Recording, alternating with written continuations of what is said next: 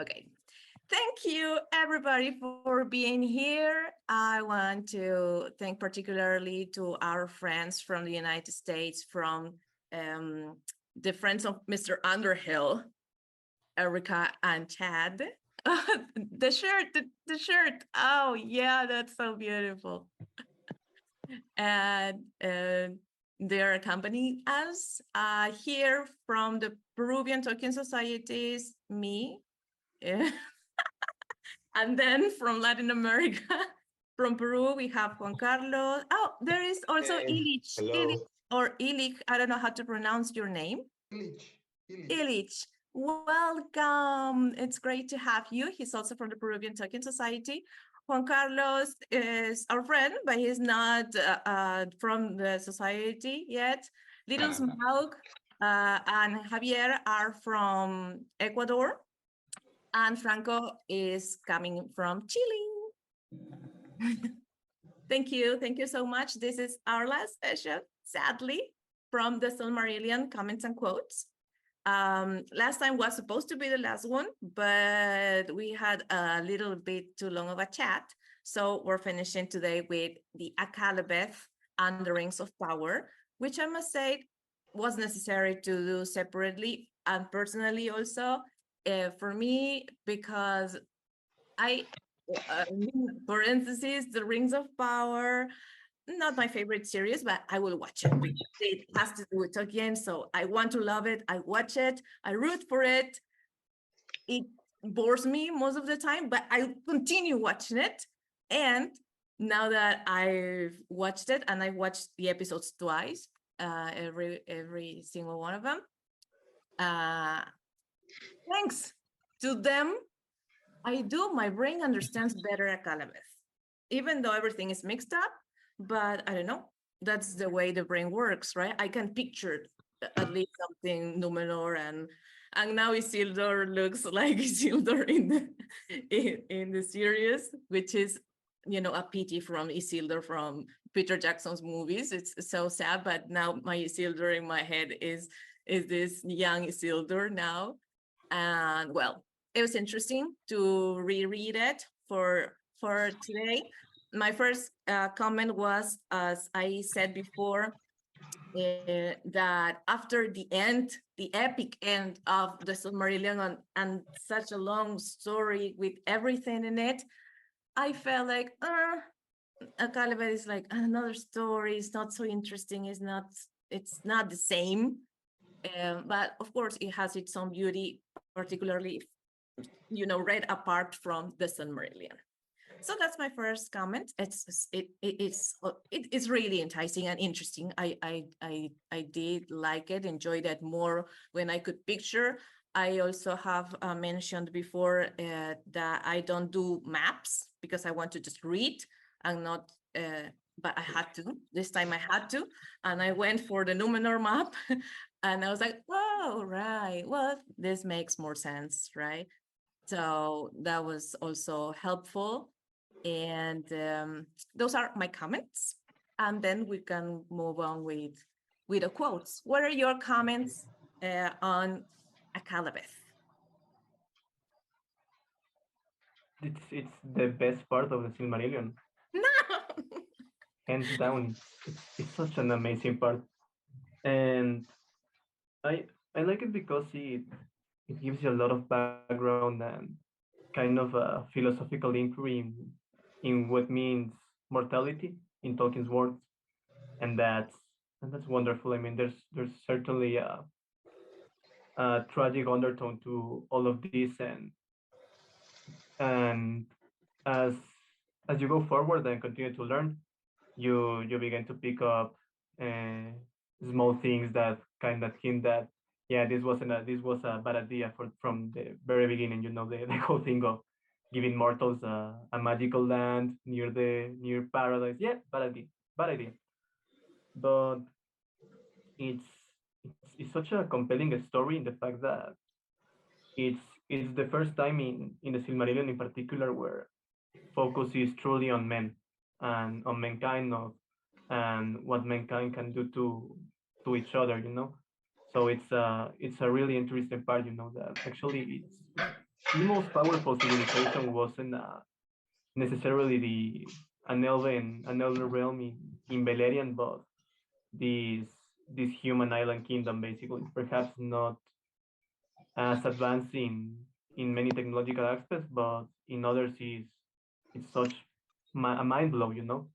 And the fact that later on the empire that Numenor had was pretty much worldwide, the technology that they used, the fact that at a certain point they could build in this black stone that was indestructible, basically, you know, the architectonical achievements that they got. I mean, it's a fascinating tale, you know, the tale of these the classical tale of myth, you know, of this great civilization that once was. I think it's fascinating. I love the idea that you mentioned of mortality and how the price really becomes like a curse. And also, it's very beautiful the idea of them yearning again for the star and following the star, and that way finding Numenor. That was also beautiful. Yeah.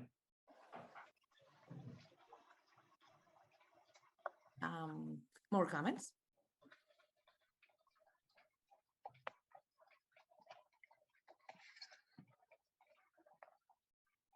No more comments on Akalabeth? I expect much more. Please, first impressions. Well, reading for first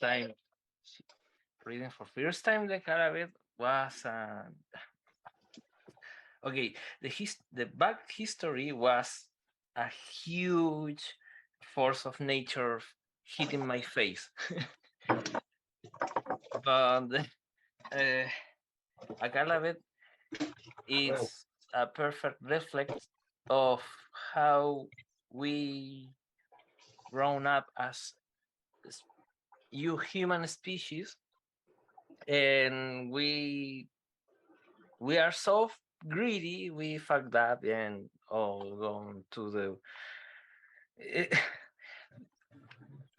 how we see, how we understand, and how we desire some stuff in our lives, and how the little details can make everything go worse and even worse than before.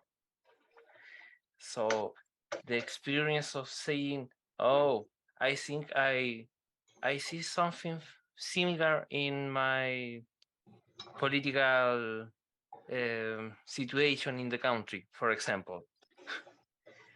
And wow, wow, why always have to be the child, the teenagers especially, who make something heroic and specific to make a group of the society say, my God, they are right, we must do something now for the Elendil's heroic movement, taking the fruit of the tree and running even hurt, badly hurt, and that is inspiring. Few years ago in Chile, we have a lot of hard times, social hard times, and all begin because teenagers saying this is enough for our fathers who are badly injured by the society, and they are feared. We must do something, and find something similar in a book of 40 years ago is shocking. That's the truth. It's shocking. That was great, Franco. Very straight to the vein, and very true. And I also noticed this time reading the Akalabeth, how Isildur had been wounded so badly when he got the seedling, right? And and how his life was bound to it, much as Mithril is to elves. You notice in the TV show, you know how in the TV show, right. but you know in the TV show, whenever Elendil is telling Isildur, hopefully you'll find something that you were willing to risk your life for. I have a feeling that that's what's going to end up happening on the show. Is they're going to show him take the fruit seedling, whatever they're going to do, but it's going to have they're going to show they're going to show that Nimloth, that scene of Nimloth where he saves Nimloth.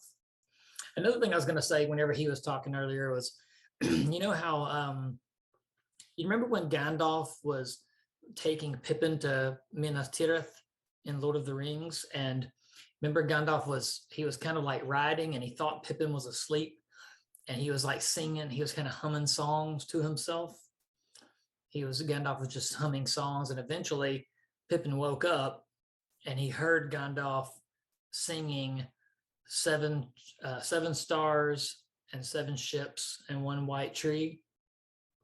So the 7 stars and the 7 stars and 7 stones, 7 stars and 7 stones and 1 white tree.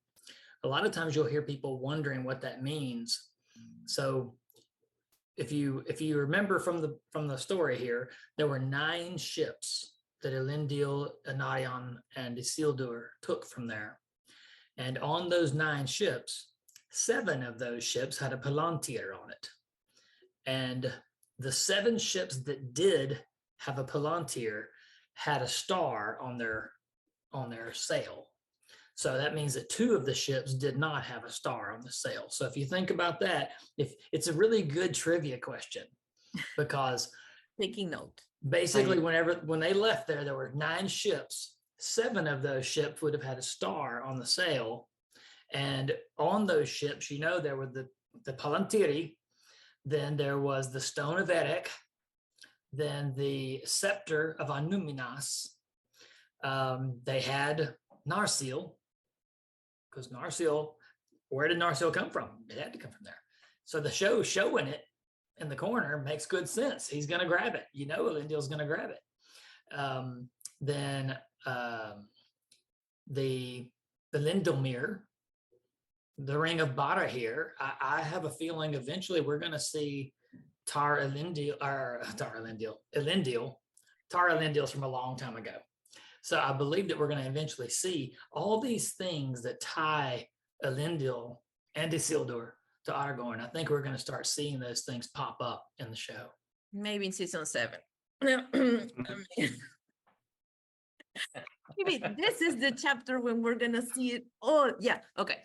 But yeah, I have to reread to find all of those details and the trivia questions. But yeah, there are some, the hints that everybody talks about, right? The hints here and there that you have to know to know about them. Yeah. All right. Okay. Thanks. Gildur, welcome. Sociedad Tolkien, I suppose you are Mirimbokuile. We are just commenting on Akalabeth, our general thoughts before we share our favorite quotes. Dilsmau, you haven't shared with us what you think of Akalabeth. Well, I actually don't remember much about that part of the book. I haven't read it that much, so I could barely comment like something like.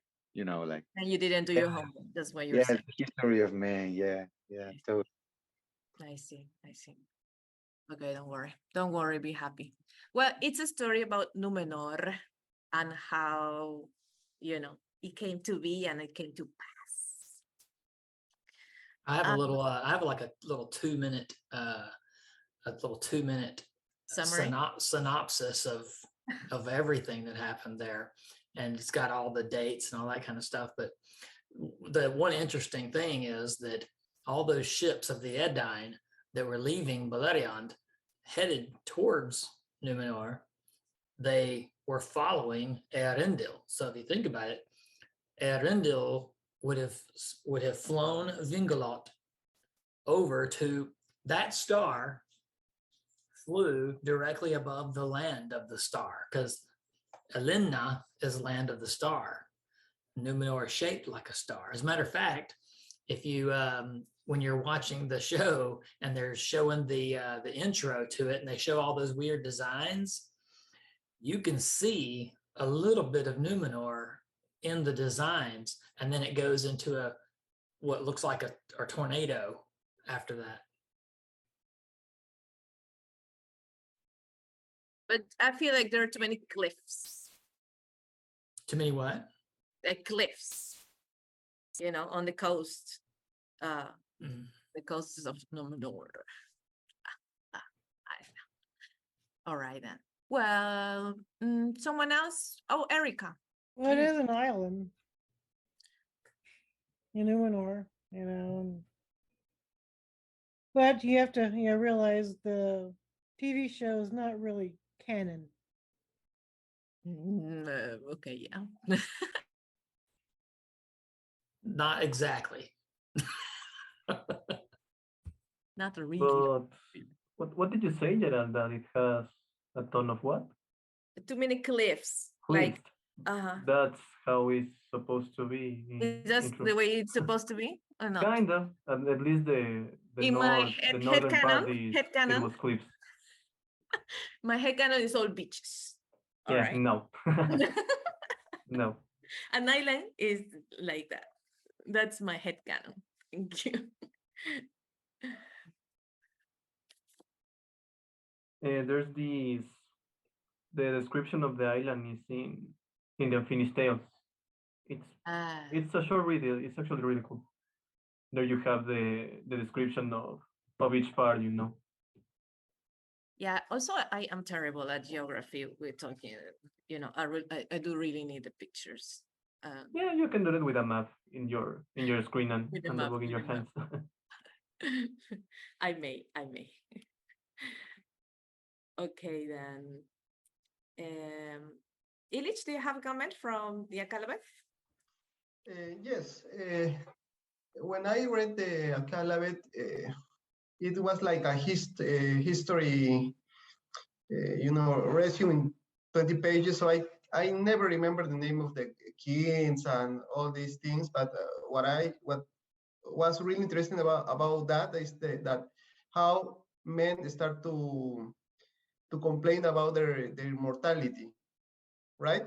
And and they mentioned that even they wanted to live longer, to avoid the death. The scientifics, they try to do that. They couldn't accept that they are gonna face the death. And that's what is happening today. Today the man is trying to all these genetic improvements that we are doing is to prolong life. And there's a moment that men say, we don't need God. We don't need to start to have the hope about a life after death because we are our own gods. So Tolkien, many years ago on this tale about the Calabeth, talk about that there's a moment when the men evolved in some perspective, the island of Numenor was the most the top of the humanity at that moment of time, and never was better than on that period of time. That was the moment when men start to say, I am my own God. I'm going to confront the Valar, go to fight with them because I am my own God. They don't went to face the Valar to ask them to have mortality. They went to confront the Valar and say, we are our own gods. So that idea and that philosophical, reflection about that is what is happening today. So there's a moment that men start to think that I am my own God, and maybe forgot about, the more spiritual side of life because they are just focused on science and on avoid or forget about the beliefs in something after death because they are the more focused on what to do live forever. So that's what I think that is the most interesting topic for me. As you mentioned, a calamity is just a history summary in 20 pages about hundreds of years with many kings and many characters. So I couldn't like get attached with some character or some part of the history per se. But what that thing keep on my mind, and I start to read about the Atlantic myths and all this stuff, because that's something really deep, and I think this is the most philosophical part, and when Tolkien has a reflection about the mortality of men, and if this is a gift of God or this is a curse of how do you say, maldición? Of course, yes. Yeah, a curse of God. So that's I think it's to start to have a conversation about that, having some drinks. That's what I prefer to do. If we are going to talk about Numenor, instead of talk about the characters of Isildur or Elendil, for me, it's not the most interesting part of that. It's more the more philosophical discussion. That I think is the best part of the book of Silmarillion. Oh, wow. In that, Indeed, what if you you remember. look in that approach, the reflection that Tolkien have inside himself about the death. Yes, absolutely. It's in the end, it's the ultimate drive. It's where my no, there's I was thinking of my quote, but no, my quote, no. It's not that, or is it? I don't remember, because I pick several quotes just in case we repeat, because we don't want to repeat. But yeah, that's the most powerful thing. I think we all agree, and where we can also feel identify the most, because we are not elves for as much as we want to. If we want to, we are not hobbits, we are not dwarves, we are men, and we seek for life.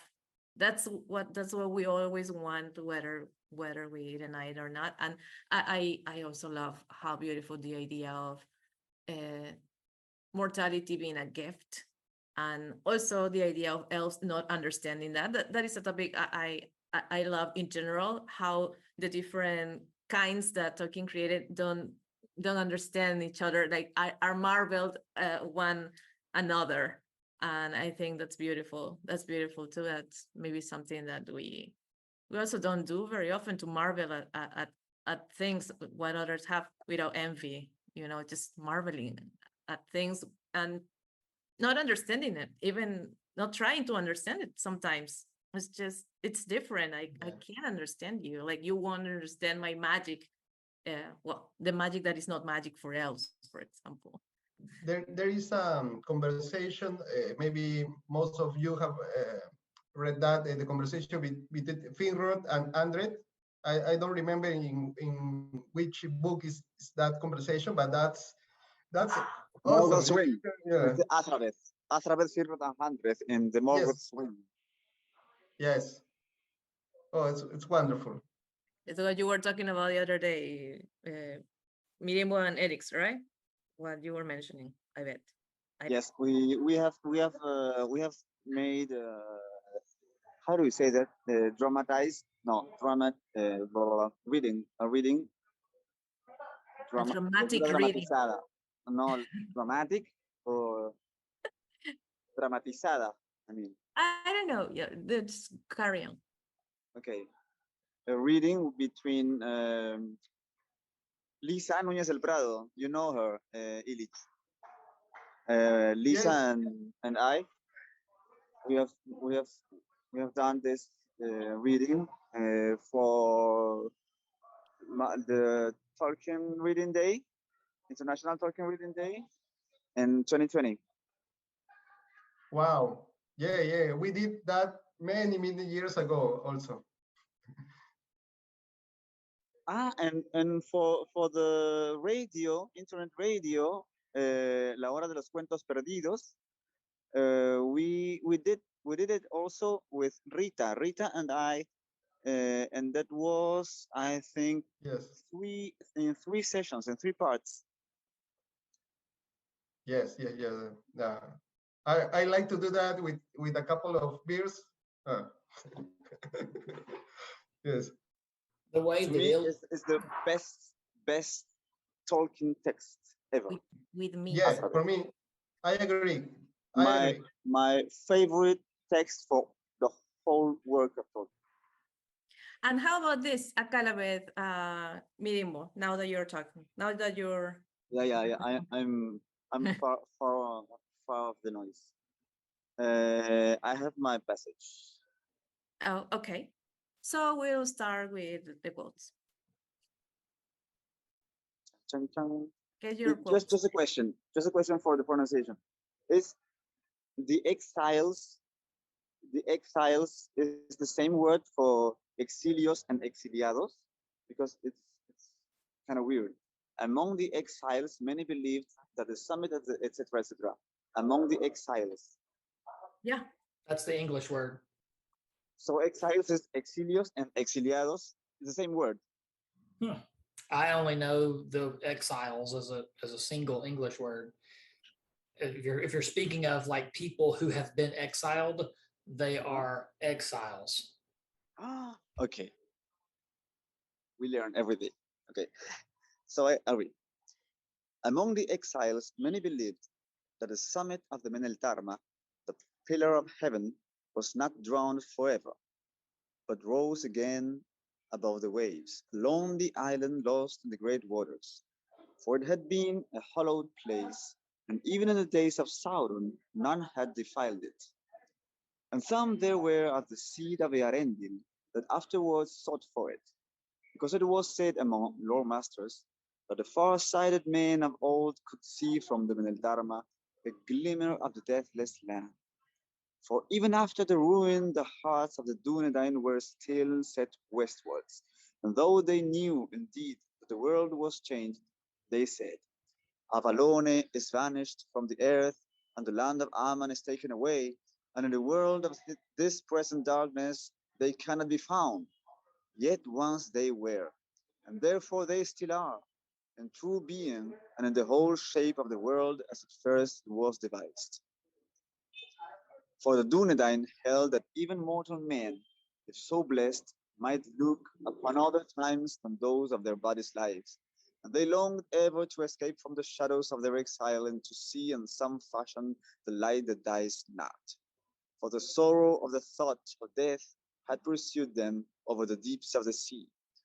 Thus it was that great mariners among them would still search the empty seas, hoping to come upon the isle of Meneltarma, and there to see a vision of things that were. But they found it not. And those that sailed far came only to the new lands, and found them like to the old lands, and subject to death. And those that sailed the farthest set but a girdle about the earth and returned weary at last to the place of their beginning. And they said, all roads are now bent. Thus in after days, what by the voyagers of ships, what by lore and starcraft, the kings of men knew that the world was indeed made round. And yet the Eldar were permitted still to depart and to come to the ancient west and to Avalone if they would. Therefore the lore masters of men said that a straight road must still be for those that were permitted to find it. They thought that while the new world fell away, the old road and the path of the memory of the West still went on, as it were a mighty bridge invisible that passed through the air of breath and of flight, which were bent now as the world was bent, and traversed Ilmen, which flesh unaided cannot endure, until it came to Tol Eressëa, the lonely isle, and maybe even beyond to Valinor, where the Valar still dwell and watch the unfolding of the story of the world, and tales and rumors arose along the shores of the sea concerning mariners and men forlorn upon the water, who by some fate or grace or favor of the Valar had entered in upon the straight way, and seen the face of the world sink below them, and so had come to the lamplit quays of Avalone, or verified the last beaches on the margin of Aman, and there had looked upon the white mountain, dreadful and beautiful, before they died. That's some of the best pronunciation I've ever heard. He's a master in Quenya and Oh, thank you. and Pronunciation of English or of the Elvish words? I mean, just because I think because you are Spanish, when you start reading this English, the pronunciation comes so easily. And then you obviously have thought about the way to pronounce the words also, because you can't get them that right with just by speaking them the way you normally speak them.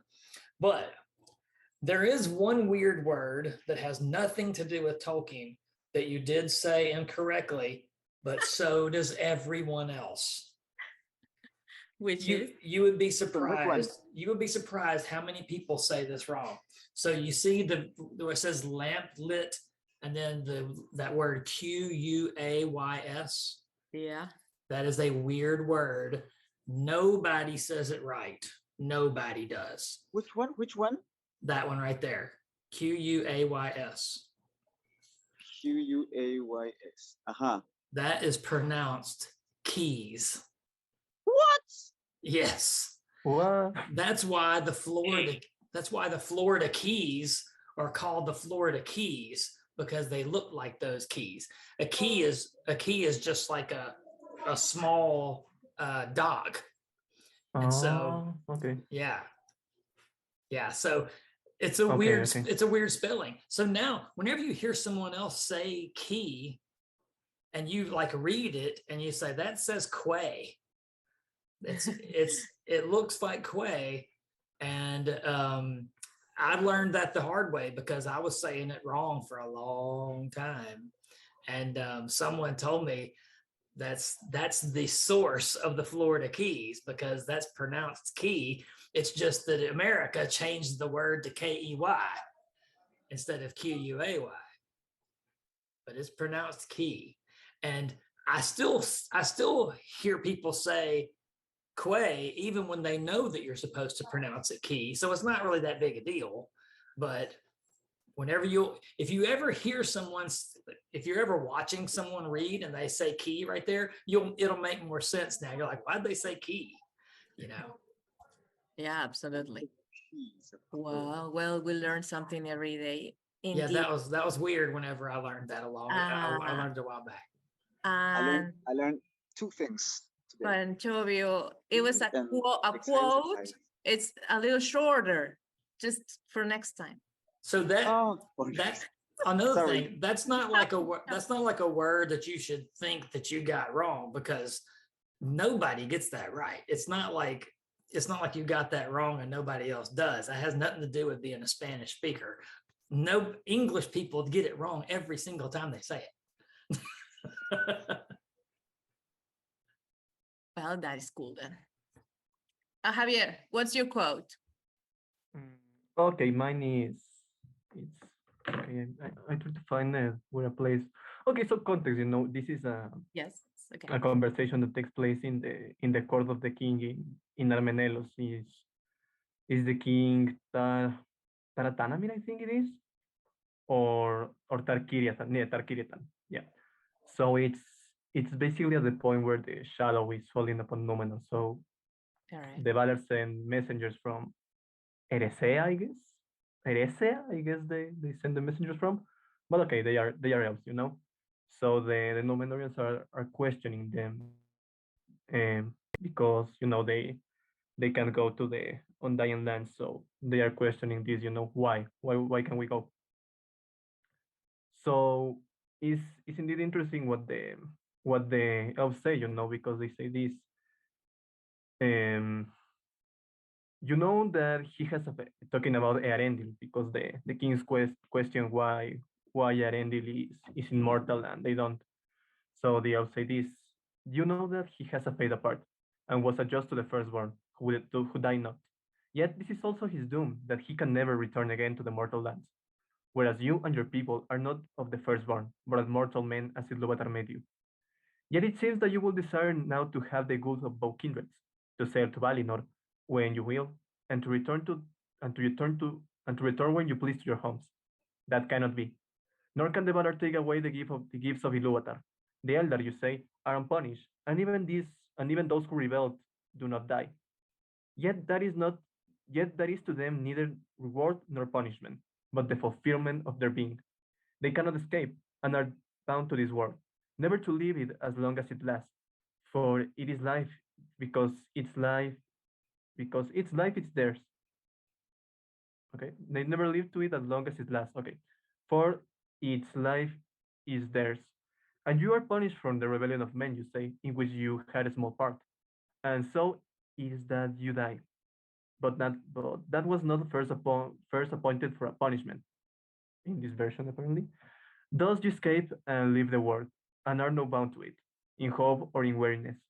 Which of us therefore should envy the others? And the Númenóreans answered, why should we not envy the Valar, or even the least of the deathless? For of us is required but blind trust, and a hope without assurance, knowing not what lies before us in a little while, and yet we also love the earth and will not lose it. So okay, that is my code, and I picked that because it's basically what we were talking about at the beginning, right?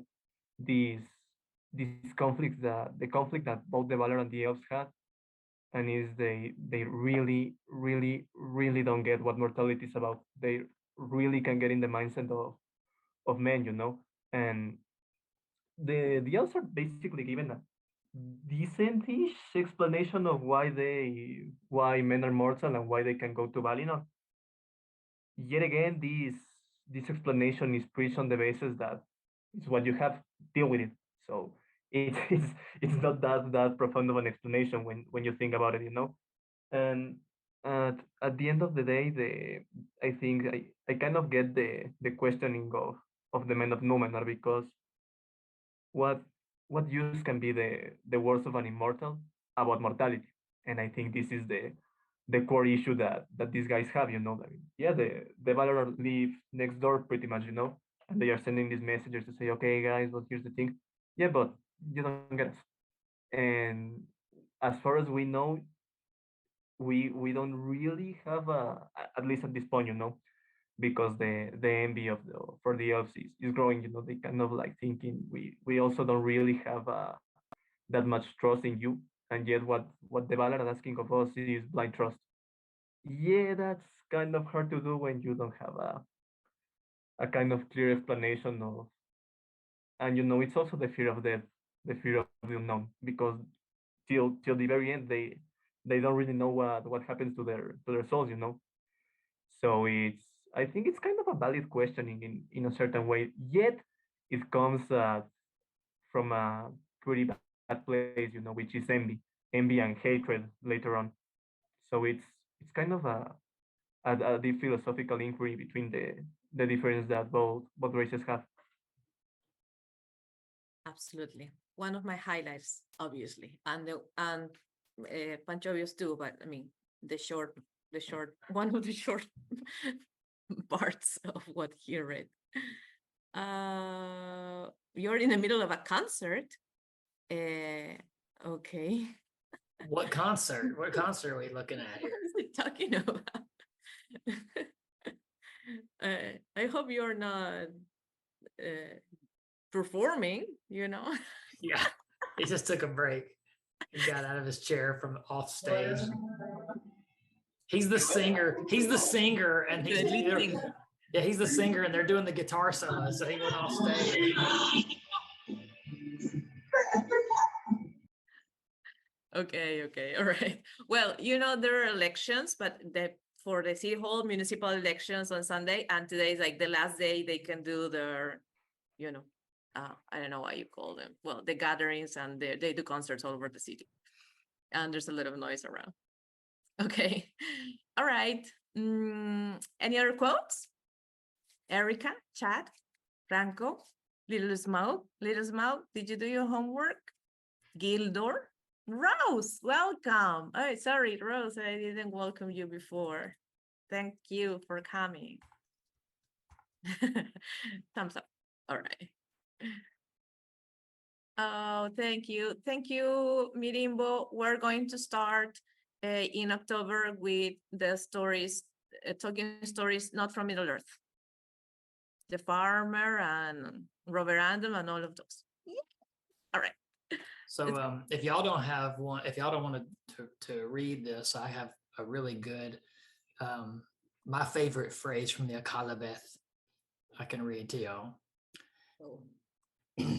Do it. Tenna rato. What does that mean? What does tenna rato mean? Well, you're supposed to know that, Tenna rato. aren't you? What does that mean? I don't know. Tenna Javier, rato. Gildor, somebody help us. So long. Okay. Right. Okay. See you so long. Hasta luego. I know that one. I know if you. Hasta la vista. I know hasta la vista, hasta luego. I don't know. I know the tenna rato. Okay, so this right here is from the oh, okay, until soon. Okay. Tenna is until, I guess. It's Quenya, I guess. Yeah, I don't know that. I don't know what that All means. right. I don't know those All words. right. So anyway, here we go. So in an hour unlooked for by men, this doom befell on the 9th and 30th day since the passing of the fleets. Then suddenly fire burst from the Meneltama, and there came a mighty wind and a tumult of the earth, and the sky reeled, and the hills slid, and Numenor went down into the sea, with all its children and its wives and its maidens and its ladies proud, and all its gardens and its halls and its towers, its tombs and its riches, and its jewels and its webs and its things painted and carven, and its laughter and its mirth and its music, its wisdom and its lore, they vanished forever. And last of all, the mounting wave, green and cold and plumed with foam, climbing over the land, took to its bosom Tar Miriel, the queen, fairer than silver or ivory or pearls. Too late she strove to ascend the steep waves of the Meneltama to the holy place, for the waters overtook her, and her cry was lost in the roaring of the wind. Fairer than silvery or ivory or pearls. What? I like that. I like that because I like the way it kind of reminds me of losing like the Library of Alexandria or something, you know, because Yeah. it kind of brings back that memory, because you think of like, this was the peak of humanity and it's all gone. Yeah. And there's also the thing that the heirs of Numenor in Middle Earth, especially the faithful, who after all are the most important to us, at least, you know. They also seem to have like this idea of going back to a more traditional lifestyle. So even though they still have these great technologies and these things, yeah, it's kind of like they didn't really wanted to get to that same place that the old Numenorians have. So yeah, but for that, you know, they kind of forgot these ancient technologies and all of this, and yeah, a lot of things got lost that day. And it's beautifully phrased as how we're talking about things, but it ends up with media, just a woman, but it's personified in someone that, I don't know, maybe we don't know that much, but in the end, I don't know, you feel attached to feeling her loss. Yeah, you kind of feel the weight of what got lost there, you know. Beautiful. So it reminds me of the Tale of Atlantis. Yeah. Atalanta. Yeah, definitely. Yes, Atalanta, right? Atalante, yeah. It was also Atalante. one of the names, yeah. Atalante, the downfall. Atalante, the downfall. Atalante means she that has fallen, I believe. I think that's exactly. Isn't that a Calabeth? She who has fallen or something like that? I'm pretty sure. Let me see. So Akalabeth is, I believe, is the downfall. The downfall. Or the downfalling, yeah, something like that. Let me look real quick, because I've got all of it right here in my hands. So, Akalabeth is an Adunaic name. It means she that has downfallen or the downfallen. It is derived from Kalab, which is fall down. The Quenya translation of this word is Atalante, It is derived from the verbal stem talat, which means slipping, sliding, falling down. And Akhalabeth or Atalante was the name for the island of Numenor. After its downfall, the exiles became reluctant to speak of the land by any other name, or indeed much at all, but at times they turned towards the west in the desire of their hearts and remembered Akhalabeth, their former home. So Atlantida in Spanish. Wait, Atlantis Yeah. in English? Yeah. So basically, and Tolkien says that he didn't plan it all out that way. Yeah, right. Yeah. Of course he did not. So, yeah. So Yeah, sounds really familiar. yeah. I'm sure he did not. Yeah, exactly. So have any of y'all read the Notion Club papers? And the ones, no, I don't think so. Okay, so I'm going to give y'all a really brief account of the Notion Club papers because it's really neat. So during the middle, when Tolkien was writing The Lord of the Rings, he wrote The Hobbit, and it was published in September of 1937. They made 1,500 copies. Gollum was quite a bit different in that version of the story. And Alvin and Unwin said, "We want you to start on a sequel." And he said, "I'm kind of done with Hobbits. Bilbo's done everything he can do. Hobbits have just barely stepped into this giant world that they really can't be taking a chance on getting too much deeper into that world because it's too big of a world for them. But I do have this other thing I've been writing for a long time called the Silmarillion." And Alan and Unwin said, "No, more Hobbits." So he sent them papers from the Silmarillion, which he sent them parts of the Fall of Gondolin. And so he sent them that. They looked at it. They wrote on the front of the paper, "What do we do?" Like they read it, it's nothing like The Hobbit. And they wrote, "What do we do?" And they had only read like a few pages. And so they wrote back to him, we do not heavily dislike this, but we do want more Hobbits." And so Tolkien really took it as though they may be able to be persuaded into publishing the Silmarillion. So the whole time he was writing The Lord of the Rings, he was anticipating that he was going to be able to talk them into publishing both the Silmarillion and the Lord of the Rings. So he would write some Lord of the Rings stuff. And you know how he wrote, he didn't plan everything out. He just started writing and he'd write something and figure it out later. And so as he's writing the Lord of the Rings, he wrote the biggest majority of the beginning of it. And then he took a break because he and C.S. Lewis had a little contest between themselves to see who could write different kinds of stories. And J.R.R. was told, so C.S. Lewis and J.R.R. was going to write a time travel story. So J.R.R. took a break in 42 to 44, something like that.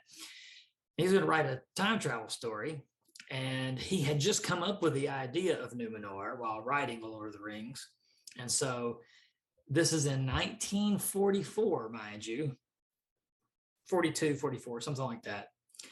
And he made a fake version of the Inklings, like the little literary club that Tolkien and C.S. Lewis were in at Oxford.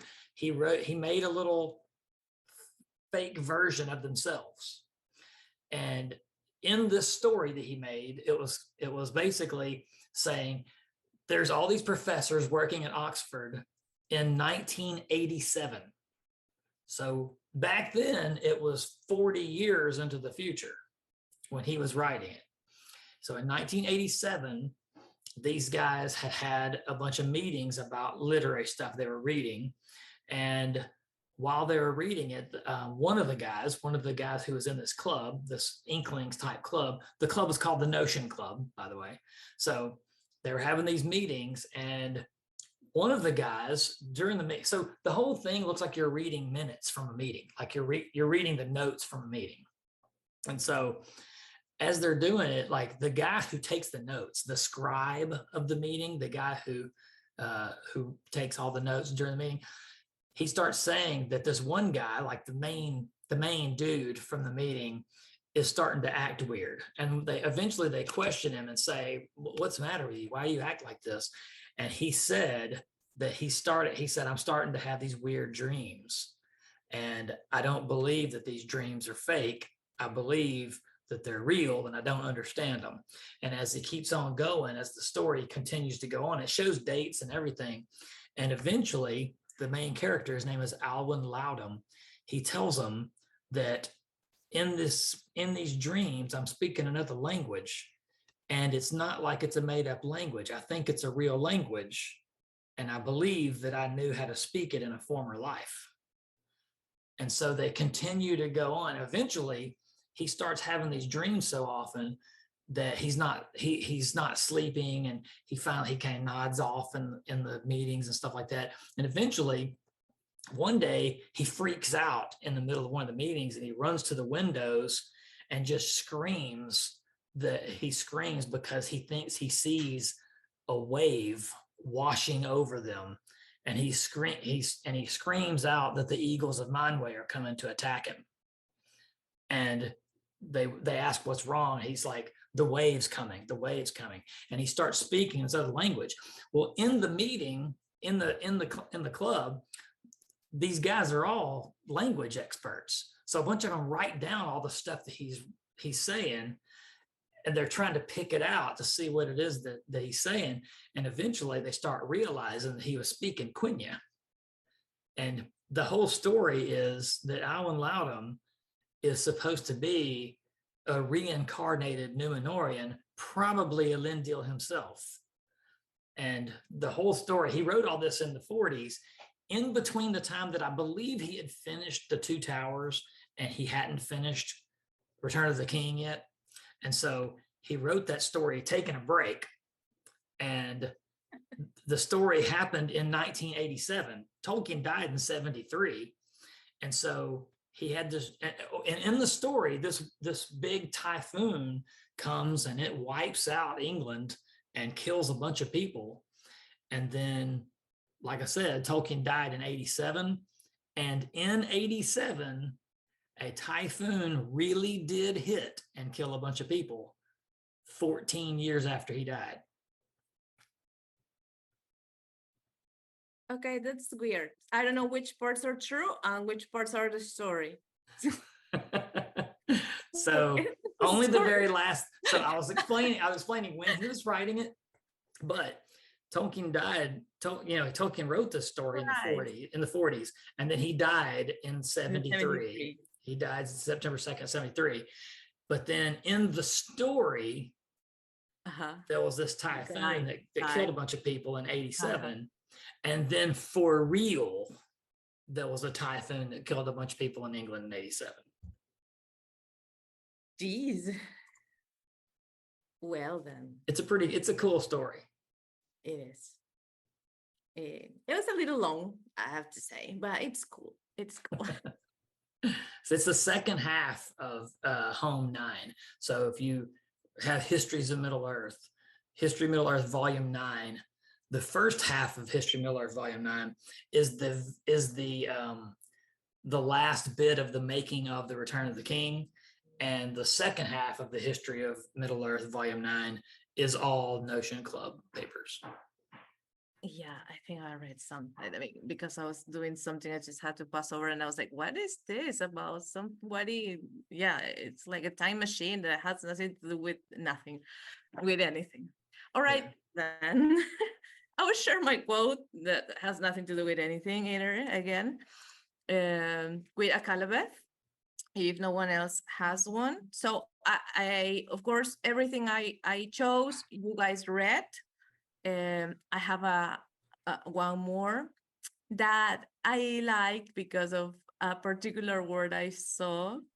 It has to do with death, of course, as well. Let me see if I find it now. Yeah, I put it here. I was thinking like what Javier was saying, right? It's a gift or somebody, but it's not. And well, here's my keyword, or the keyword for men, right? Well, once you're forbidden something, once you're banned, the more you want it. So this is, but the lords of Valinor forbade them to sail so far westward that the coasts of Numenor could no longer be seen. And for long, the Dunedain were content, though they did not fully understand the purpose of this ban. But the design of Manwë was that the Numenorians should not be tempted to seek for the blessed realm, not desire to overpass the limits set to their bliss, becoming enamored of the immortality of the Valar and the Eldar and the lands where all things endure. I love it. It feels, well, like we see here what is right. I know that it's for your own good, but you don't know it. Hence, you will do what is not good for you. I think it's just us, and I do think it as freedom for men, right? It's the freedom that everybody discusses as. It's not doing what you want, it's telling you what to do, because this is what's gonna make you happy. Not doing whatever you want will do. So I like this. So in the TV show Rings of Power, episode 4, not the one from last week, but the one from the week before that. Y'all remember the scene where Elendil is standing in the town square talking to everybody right before they all decided that they were going to go back to Middle Earth? And Yes. there's a bunch of Tengwar writing behind him on the wall. There's a bunch of stuff carved in the wall. So behind him on the wall, written in Elvish in Tengwar, it says, "Thou shalt heed this, the ban of the Valar, above all others. Should the Edain stray farther west than," and that's all I could read. And then over on the right-hand side of him, it says, "Death, the fate apart that men must bear, is their gift. For to believe otherwise is to feel ungrateful." And all that's written in Tengwar, so you can't really tell what it says. Wow. You know what that makes me think? It's a nice detail, you know. Why the hell didn't they use that for the script, you know? Because this guy in the plaza just stand and said, "Well, the elves are gonna take our jobs. The elves are gonna take our goddamn jobs." That was the argument. Like, come on, man. Yeah. Yeah, part- Dude. they seem to never bring it up, right? The real reason. Yeah, you know, like that's what they were worried about, you know. They never mention immortality or envy, because I don't think they even have an empire at this point in the show. I think Farason was talking about taking tribute or something like that, but I don't know if it has been hinted that. I mean, I guess they should have, you know, an empire, because otherwise, in this version of events, the Arnor and Gondor are really gonna be founded by only 9 ships. Forget about previous colonies and population that grows over time, you know, that actually makes sense to actually have a great kingdom like that goes to war with Sauron and actually survives. You know, forget that. No, it's just 9 ships today. Come on. Do y'all remember when that guy Tamar, the character Tamar, who was a guild guy, the guy that gets in a fight with Halbrand? Yeah. You remember when he's in the town square yelling, "Elf lover, elf lover." You remember that? Yes. Above him on the says- archway above him, behind him, written in Tengwar, it says, "Blessed are the Edain, the friends to the Eldar, the children of the world." The elf lover. He's like talking, he's like calling people names and being racist against elves, basically. And the wall behind him says, "We are blessed because we are friends with elves." Because we were friends with the elves, yeah. Oh, those are things I cannot appreciate, but I can't study just now. Maybe in the future, with a little faith.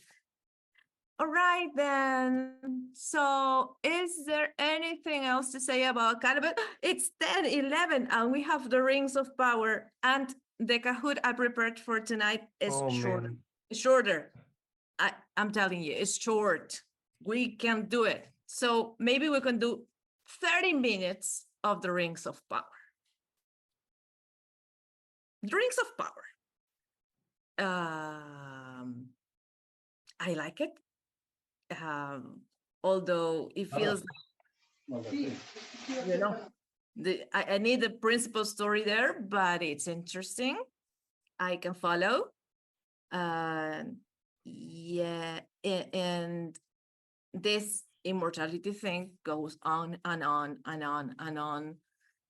And I particularly, I always enjoy how Tolkien describes Morgoth and Sauron and the wrath and the anger and the envy and the hatred and the lies, and how the lies end up twisting the truth and bending with the truth, which in the end is like, we want to live.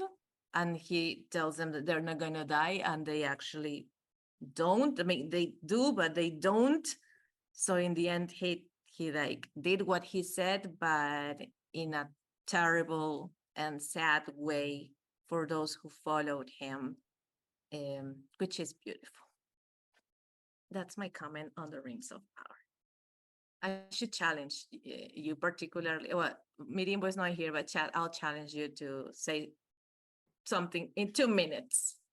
Something in 2 minutes. Yeah, I completely disagree with you. Like I mean, I don't watch it as an adaptation, because if I do that, okay, it's horrible, it's messing things up. The Well, simple fact of the no. mixing of the What time adaptations? and all of that. Okay. We're talking about the chapter, the Rings of Power, not Oh, the you make the. Oh series. God, I thought you were talking about the show. I mean, for one, yeah, that's why I was confused, because it actually sounded like it made sense. Oh my God, now I have to hear it again. No. I'm talking about the book. No, I mean, I actually like this chapter because it's kind of like a good essay on both the second age and the third age, and the events that are not necessarily centered around Numenor. So the story of the Rings of Power itself is pretty interesting. I think, this whole thing about the preservation of the light of the Eldar, and these things that actually makes them kind of like the closest they have to gone fully evil. So it's actually pretty interesting. So I like that that part, and the fact that these this chapter, it also goes around a bit like the events that aren't mentioned in the Akalabeth, for example. So we actually kind of get a lot of background in this chapter. I really think I like that. It's the description that we got, the fact that it also talks about the foundation of the Numenorian kingdoms in exile, the cities that they built, the relationship that they had with the House of Lindon, and finally the fall of Sauron, well, the falling, you know, of Sauron at the end of the Second Age, which of course it wasn't a proper fall, but it's actually a really good chapter. But yeah, I mean, as I said, it has a ton of background information that I think is pretty interesting. It's pretty interesting, the fact that we also got a bit the of this story of the late Second Age, like the middle of the Second Age, the late Second Age, and the early half of the Third Age. It's actually pretty interesting information that I think it complements a lot what you read in the Lord of the Rings. This is just the part you love. But don't you love the part I enjoyed the most was the part of the rings, right? Because we never get to hear about the other rings, and particularly the part of the rings for the dwarfs, because it's like I mean, men are easily corrupted, but Yeah. but dwarfs are not. Yet they it's not their fault that it's not that they dig too greedily and too deeply because it was in their nature. That was Sauron's doing, In a certain way. Eh, in all ways, because they didn't, you know, the rings didn't make them you know, praise Sauron, but it put in them that greed that wasn't in them that much, I suppose. No, I blame Sauron. I think you're looking there. It amplified the dwarves' greed. Yeah, But- like the same way that it amplifies the the inherent gifts of the elven bearers. Like this also kind of amplify a small problem that the dwarves have going for them. but Like it's curious because, you know, the But- first iteration of the dwarves in the story, they were actually evil. So as time goes on, it kind of plays a bit with that. You know, dwarves are pretty much a strange people to any outsider. You know, so it's actually strange, kind of but not evil. yeah, no evil. Well, in particular, the elves that we met, the ones from Casa Doom especially, they are like more noble, and they also have more contact with the high elves, with the woodland elves, the men of Bode, of Rovanion. So they actually are surrounded by, you know, like decent folk, while the we actually get information on the other clans of the dwarves fighting for in Sauron's side in the last alliance. So yeah, I think they can be for sure. Anything can be evil in Middle Earth. Thanks, Morgoth, for that. By the way, like everything has the potential to become evil and to fall in decay if you are born in Middle Earth. It's not my quote, but it says, "But wrath and overmasting greed of gold were kindled in their heart." In their hearts, kindled. Do you guys know what Morgoth's ring is? Not the book, but Yeah, Well- the concept. Morgoth's ring, the concept. It says that Morgoth split his essence in the material of Arda, and nothing contained more of the Morgoth element That the than gold. than gold. Yeah, So Sauron used gold, which gold contained Morgoth. So Sauron is using the material that contains the most Morgoth mhm. in it to make these rings. But the reason why he didn't affect dwarves the way he did, it affected elves and men, is because dwarves weren't part of the original plan. Well, yeah. Yeah, they weren't part of the plan. Yeah, Like they were created. at first it was themselves. just for elves, I think, right? Yeah, at first the elves were making them for themselves. Yeah. Although, Okay. although the dwarves do claim that Sauron did not give them all seven, the Longbeards, Of course they the- do. the Sigan Tarag, they all say that Celebrimbor handed Durin his for Mm. himself. Personally, I think that makes a bit of sense. I don't think it's out of the realm of possibility, to be honest. Yeah, it's Like possible if he gave the three elven rings to Galadriel and Gil-galad, like yeah, I can see that he gave one to Durin as well, because you know they have a good relationship with Khazad Dûm. especially if it happens before all that stuff happens, because Yeah, exactly. if you look at the way that the timeline for where it's supposed to be, is because Anatar showed up at Lindon in 1200, and Gil-galad and Elrond said, "Get out of here," and he went to Region, which had just been created in 750 after the dwarves discovered Mithril. And so then he said, "I can." And if you think about it, making those rings is the elves making the rings is kind of like the humans wanting to go to Numenor. Yeah, The to human, Valinor. yeah, that's what I mean. The humans wanting to go to Valinor, because the humans are not supposed to be living forever. So they're kind of wanting to do something unnatural by making themselves live forever. And the elves are wanting to do something unnatural by making the things around them live forever. Live forever, not fall into decay. Yeah. So both of them are kind of doing the same bad thing. Yeah. The humans going to Valinor is not that much different than the elves making the rings. And you know what's curious about this? Both in both instances, this come from a desire of both peoples. Is not like, oh, Sauron's influence. Yes, of course that played a part. The fact that Sauron was there. But in both the case of Eregion and Numenor, the desire for such things was already there. Especially in Numenor. By the time Sauron comes around, the place is awful. I mean, the people are proud, they are racist, they are supremacists, they have this colonial empire based on exploitation and slavery. So yeah, it's not a good place, to be honest. They are hateful. And when Sauron comes in, it's just to put all that into a new level of cruelty.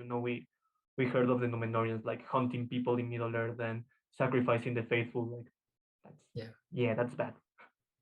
But yet again, I mean, it's horrible. But it's something that perhaps could have happened in for its own weight. And in the case of the Elves of Eregion, there's always this particular discourse about what happens to crafters, like Feanor or Celebrimbor himself, Aule even, like he almost screws things up with that whole Dwarven thing. There's this innate desire to advance, to uncover more things, and that always kinds of end up biting them in their ass. Right. It's like this continuation of the things we already are seeing in the first half of the Silmarillion, put already here in the context of the Second Age.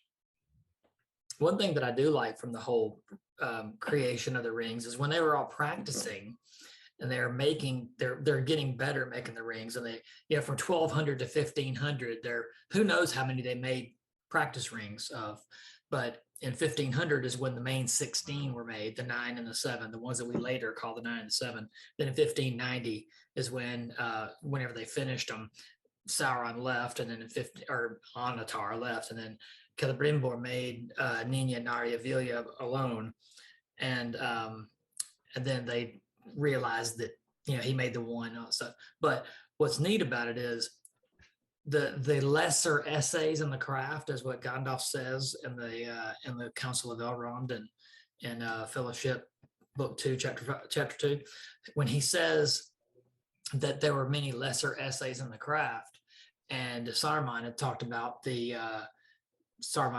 how all of them had a gem except the one. It was round and unadorned, like the lesser essays. So that gives a good explanation as to why Gandalf did not freak out earlier about the fact that Bilbo had a magic ring.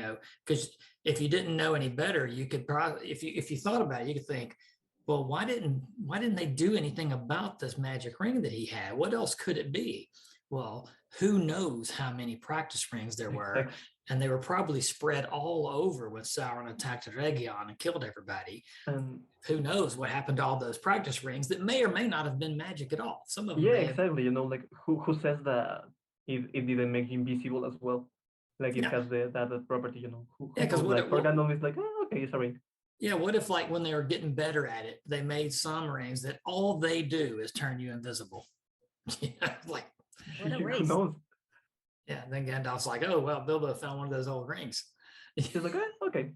Yeah, don't use it because we know Sauron was the one that taught people how to do that. Like, be careful. And then like 60 years later, he's like, oh, dude. Yeah. Guess what? All right. Quotes. Quotes. Quotes. I think I have one. I like this one. So okay, it talks about a bit of the decline of the Dunedain in Middle Earth. So this is talking about the fate of Isildur. After he got his blood smoke right in the Gladden fields. So thus Narsil came into the hand of Balandil, Isildur's heir, in Minladris. But the blade was broken and its light was extinguished, and it was not forged anew. And Master Elrond foretold that this would not be done until the ruling ring should be found again and Sauron should return. But the hope of the elves and men was that these things might never come to pass. Sure. Balandil took up his abode in Annúminas, but his folk were diminished, And of the Númenóreans and the men of Eriador, there remain now too few to people the land or to maintain all the places that the Elendil had built. In Dagorlad and in Morgoth and upon the Gladden fields, many had fallen. And it came to pass that in the days of Earendur, the seventh king, that followed Valandil, that the men of Westerness, the Dunedain of the north, became divided into realms and lordships, into petty realms and lordships, and their foes devoured them one by one. Ever they dwindled with the years, until the glory passed, leaving only green mounds in the grass. At length, naught was left of them but strange people wandering secretly in the wild, and other men knew not their homes nor their purposes, not their purpose of their journeys, saving in Laderis, in the house of Elrond. Their ancestry was not forgotten. So I really like this because it actually gives you a bit more of context of the information that you get in the appendix, because you can tell from, I mean, you kind of have to read with a lot of attention to get that Arnor was weaker from pretty much from the very beginning. From was weaker to Gondor, and then you also have this nice extra information to actually paint a greater picture. Like the fact that population was small was like a detriment, a really huge detriment for the Kingdom of the North. And as time went on, it only got worse. So it's actually this interesting contrast between the Númenórean state in the north and the one in the south, because also in the Lord of the Rings, in that chapter of A Window to the West, I think it is, in the Two Towers, Faramir spoke a bit of what happened to the Númenóreans. He's kind of like giving this huge and amazing history essay, and basically he tells you that pretty much what happens to Arnor is what happened to every other Númenórean realm outside of Gondor. The petty divides, petty squabbles, division, and ended up getting eaten by the natives that they once oppressed in many cases. So yeah, it's actually kind of I always find it really really interesting, this contrast between the two states. It's actually a nice topic to think where Tolkien got the inspiration from both of these. Like it strikes me like a Eastern Western Roman Empire thing to me, like a bit. Like he also once referred to Minas Tirith as a Byzantine city, and he spoke about how northern Italy was like the inspiration from the geography of Gondor and all of this. So is you can see this contrast. Like Gondor is the most powerful state, but at the same time is surrounded by enemies in pretty much all sides, while Arnor begins technically as the center of the kingdom, because the High King is living there. He has his settlement in Annúminas. So you technically can say that, yeah, the kingdom that takes precedent over Gondor is Arnor. But later on things just don't go that way, and Gondor ends up being not only ends up being pretty much the last Númenórean state in Middle Earth, as far as we know.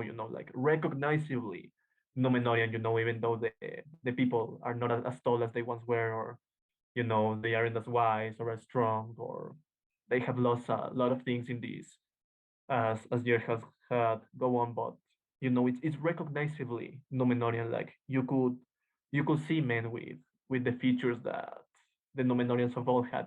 Fair face, gray eyes, dark hair, really tall. But yeah, I love this contrast, the contrast between the two. I love how you can love something so much that I never care for. I love your passion, Javier. I love it. I love it, love it. That's all I have to say. Someday I will understand Anor the way you do. And Gondor. And Like you have the recordings of all your videos, all your videos. Yeah, we have the recordings Javier always in talks the about it. camera. He gives us lectures every time he can. Yeah. I would love to have Chad and Javier on a one-on-one. Oh, that would be cool. Yes, yes, yes. I have some questions that you might not necessarily know. I think you don't. So, Okay. so Chad, you have to also play. Minas Anor and Minas Ithil, the best strongholds. And now I know that Anor was from Anarion and Ithil from Isildur, thanks to you. Yeah, yeah. Tower of the Sun and Tower of the Moon. Like, I think it is right. Isil and Yeah. Anar? Yeah. I was going to go to the map, but I said, no, that's not necessary this time. As Gilead. And they do no, that was in Numenor before, no? They do mention in the city where Elrond is? Yeah, the Imladris. North? No. Wait, what? What's the question? What is the city where Elrond is in the Rings of Power? Is it Imladris? No. Oh no, he's in You talking about Ostinedil. where Elrond is? It's not this East all that looks like Osgiliath? Oh, you're talking about where Celebrimbor is? Yeah. Oh, that's Eregion, Ostinedil. They're, But yeah, the city, they're the not city. naming it. They're not naming Yeah, it they're not Austin naming Edil, it. but They're it's not supposed naming to it. It's just Eregion. Yeah. it's supposed to be Ah, Austin Edil. Okay. We This were is what joking about that. you were complaining about, Javier. Yeah, Eregion, exactly. Capital Eregion. Capital Eregion. Yeah. Yeah. Linden, Capital Linden. Now I get Linden. it, because Linden is all the way to the east west. Yeah. And then I had to look for where it's the Ered Luin Eredluin. at Yeah. cross, and I thought that the Ered Luin was the Misty Mountains, but no, they No, are. no. You learn something every day. All right. Quotes.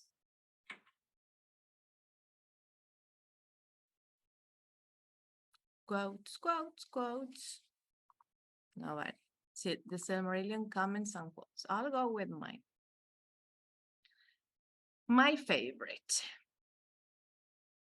After the part where dwarves are blameless, there is this other part. Whoa. Oh, no. It's here. Ah.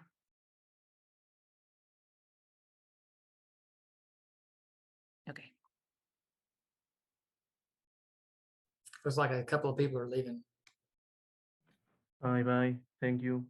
Have a good night. Oh no, don't go. Oh my No, God. I'm actually really tired, and I got my COVID vaccine today, so I'm Dang, actually feeling forbid like shit. you. You are forbidden. Thanks, Gerald. Have a good night. Have a good night, everyone. Good night. Thank you. Yeah, me too. It's late. A long day. Jesus Christ. It was a pleasure. Yeah, our me pleasure. too.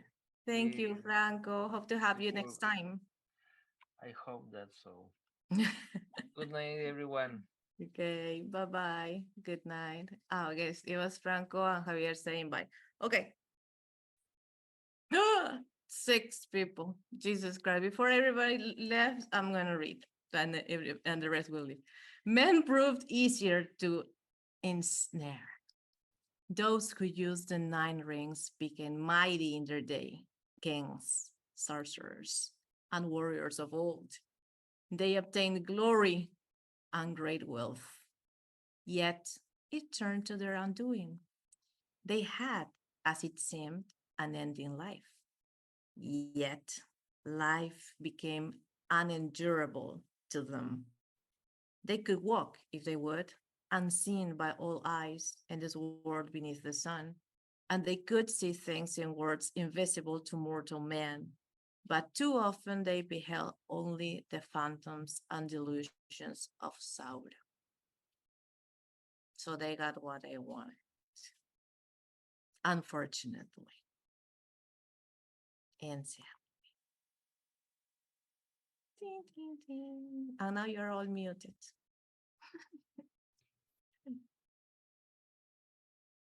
Because I told you not to. Okay. So Fanazon got his unending life also, because whenever they stepped on land, if you remember there was a landslide, and the landslide entrapped them. It didn't actually kill them. They're in what they call the caves of the forgotten, supposedly. This is all rumor, you know. So they are not known to have died. They may still be alive in the caves of the forgotten. Huge.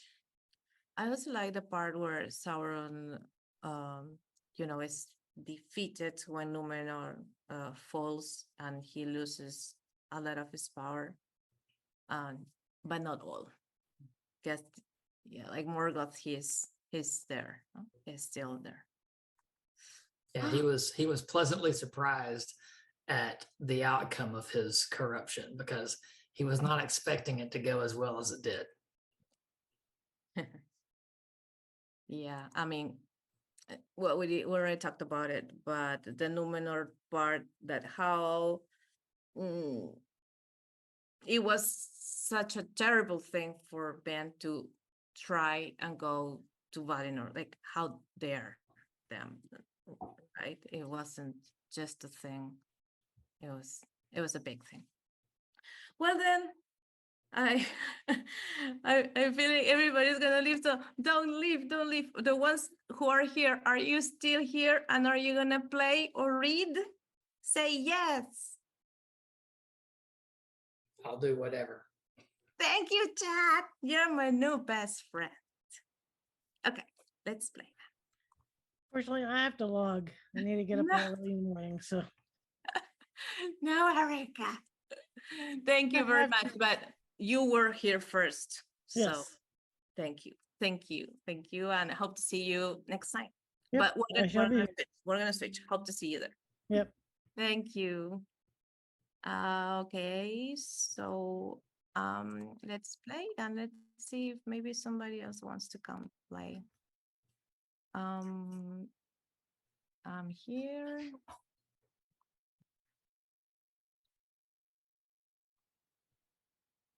Let's do it. No. We're gonna play.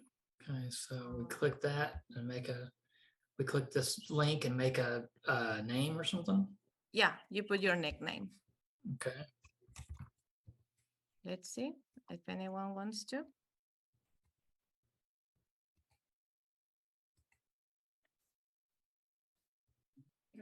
And let's invite everybody. Maybe somebody will come. Just come.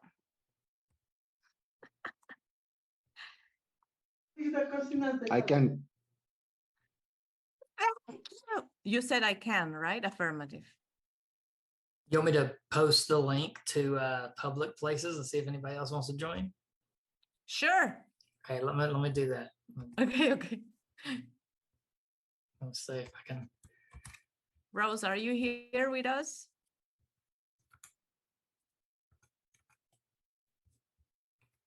Thank you, Jonathan. Okay. You coming to Kahoot, Rose?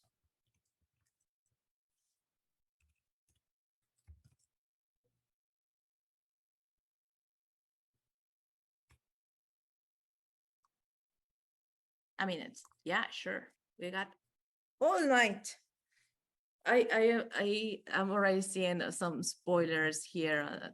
I hate spoilers, but after this, I'm gonna go watch. I have to watch quickly because everybody starts with the spoilers and I just can't bear it. So, chat, did you like Poppy song? Yeah, I'm kind of like I can't get a hold of anybody to join us, but I'm kind of iffy on whether or not I like the wander, not all those who wander are lost thing. In a way, I kind of like it because I don't know if y'all have noticed this down where you guys are, but there's a whole bunch of off-road memorabilia like that says not all who wander are lost. Like you'll see that on shirts and you'll see stickers everywhere, and people with Jeeps and stuff like that, they'll have not all who wander are lost written on their vehicles. Yes. And they don't ever know that it's a line from the Lord of the Rings. Nobody ever knows that. Yeah, it's like Einstein said it or something like that. Yeah, Right? yeah. Those things that you see. Oh, my chats work. There's Martin. Let's see, anyone else? Let me see if I can. I'm gonna try again to get anybody else. Let's see. And my brother. And my brother.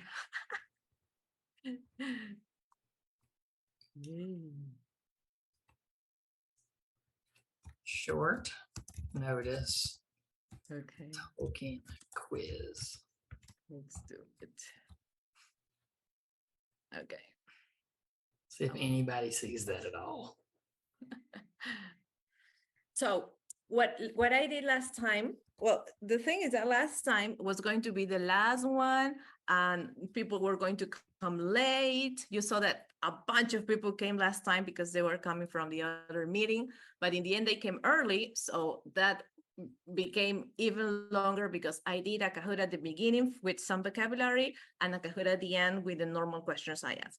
So Yeah. what I did was kind of like to combine those, but I'm not gonna ask for definitions of words that Tolkien uses.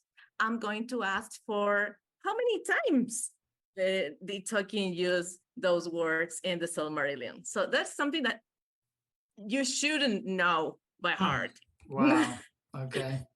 That's gonna be So- hard. I hope so. I hope so. I mean to challenge you. I was hoping Javier was gonna be here because he also knows everything, and so it's like impossible, you know, to make to make something Yeah. more challenging. All right, so let's do it. Let's go. So I don't know. How do I answer? If we, So I'm gonna go. Okay. So now, no, I'm screwed. I'm screwed. You say I'm screwed, Rose. But don't worry. Don't worry. It's just all to have fun. Okay, let's see. First question. okay, I see it coming up.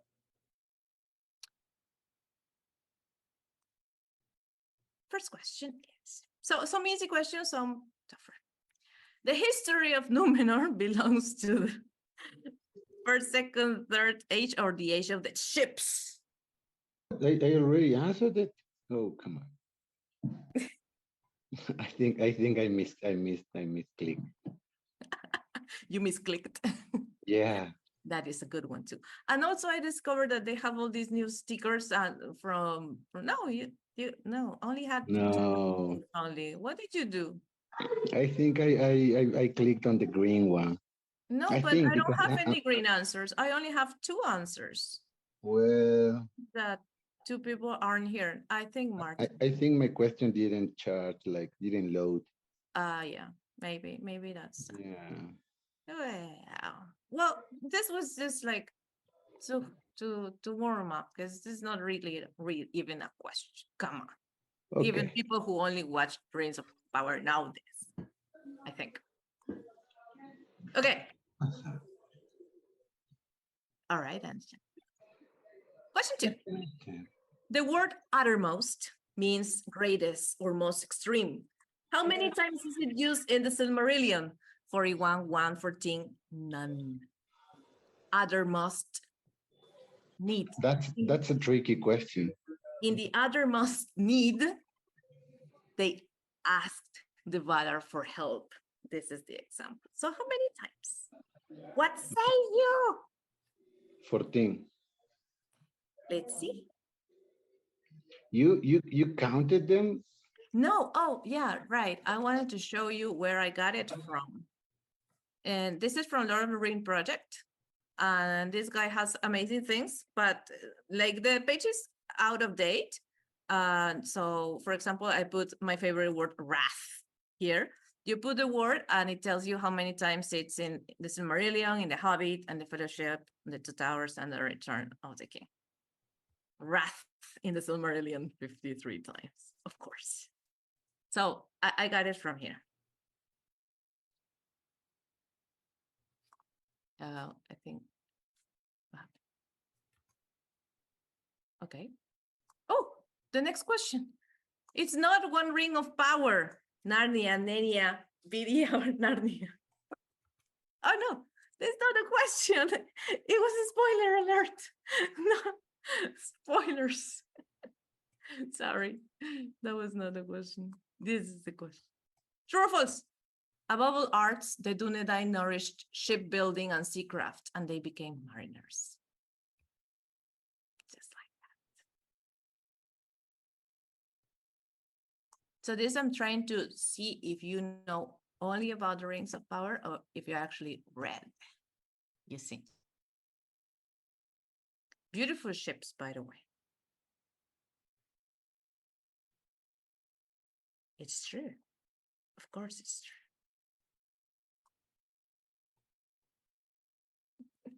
Very good, Chad. You're gonna win. Are you ready for the prize?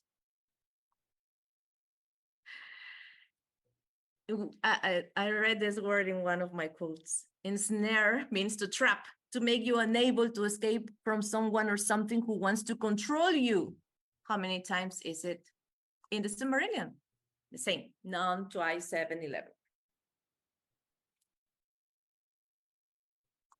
I had to look it up a couple of times when I encountered it. Is it 11? I don't know, let's see. Is it? I don't know, wait. No. It's 7. Oh, who got it How, right? how would I know that? Just got to take a guess. I have another. It is said that among those whom Sauron ensnared with the 9 rings were great lords of Númenórean race. How many?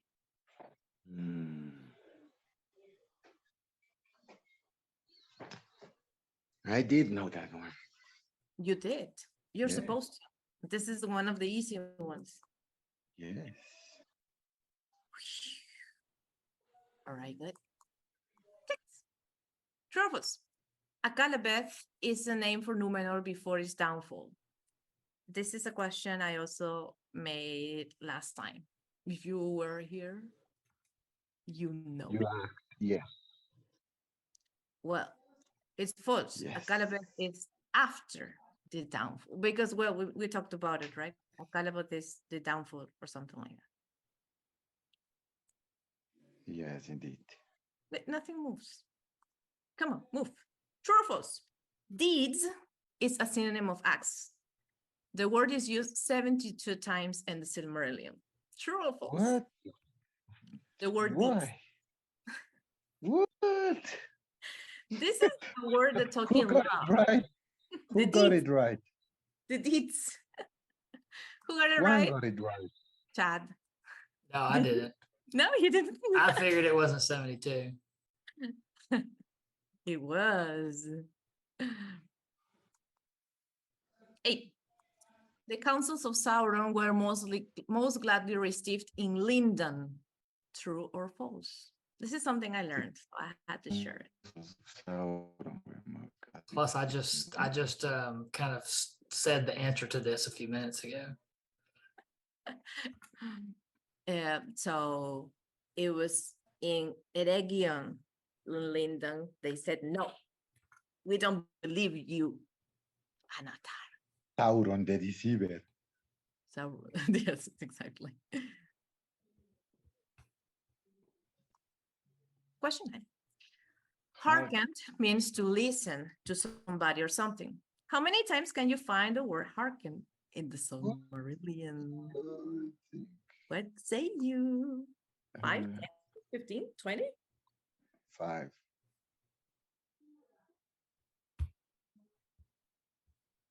And I found this beautiful gift Oh, of gee. Galadriel's ear. 15 times. You got it right? Yeah, from beginning to end.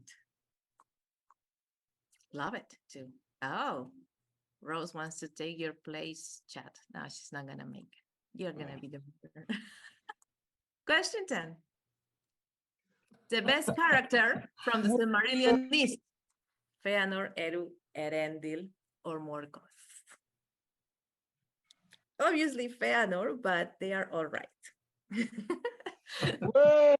That's cheating. I know chat's gonna say Erendil. I did. What did you say, Jonathan? Feanor. Of course, my horse. And Rose?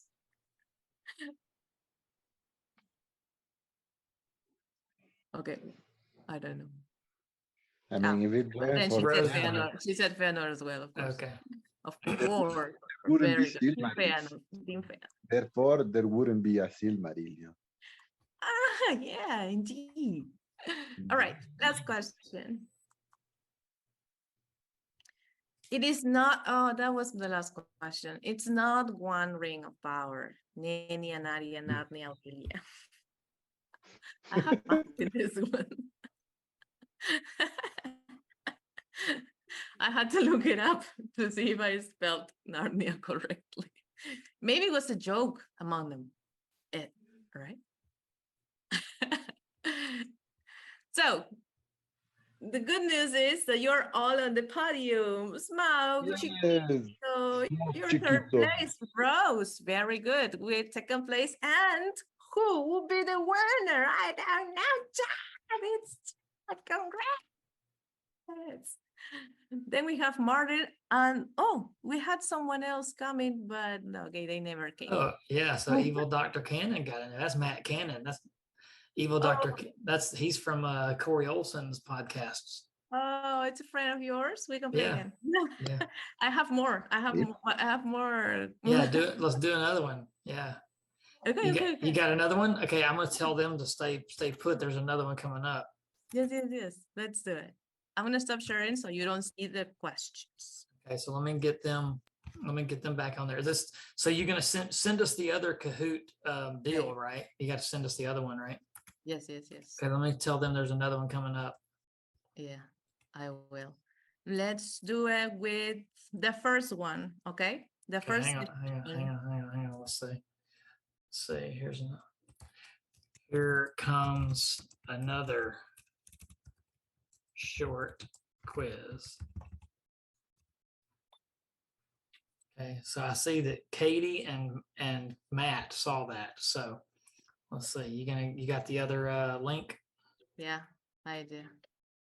Let's see. Oh, Rose, go. Okay, so there's that. I'm going to send that to them.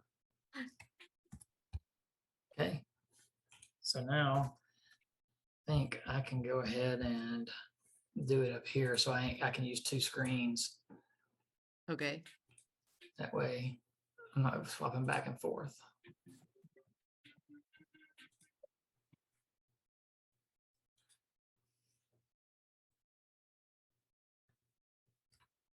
Okay, I'm in. And We're fun.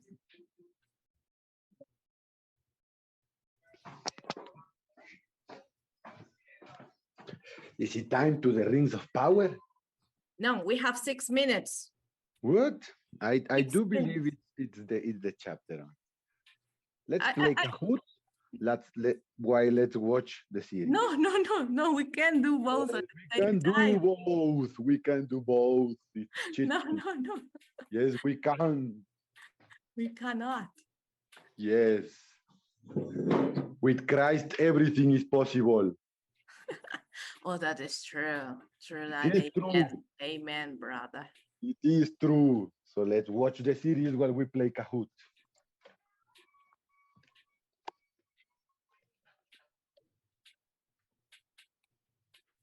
What's the pin of the game that we're gonna play now? 141, 68, 66. 141, 68, 66.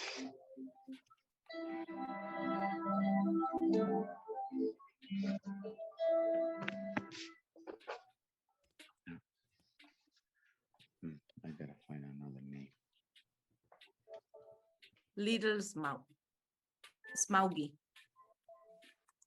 Little Smog, yes. Tiny Smog.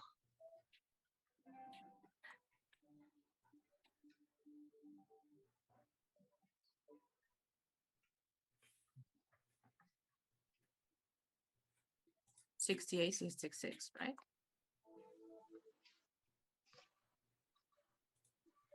Yes. Am I in the game? Yes, you are. You both are. Who other has gotten in?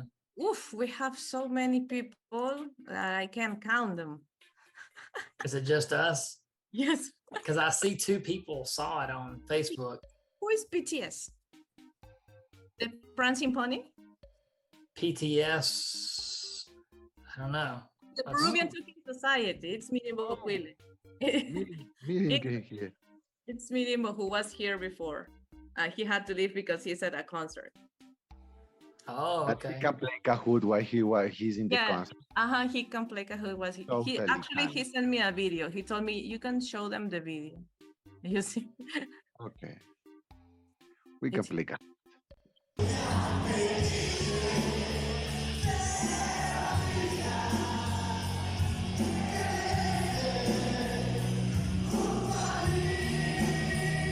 Con el anillo único, with the one ring.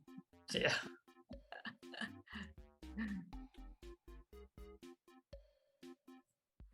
So I see Jeannie Forehand and Walter Johnson see it, but I guess they're not putting in.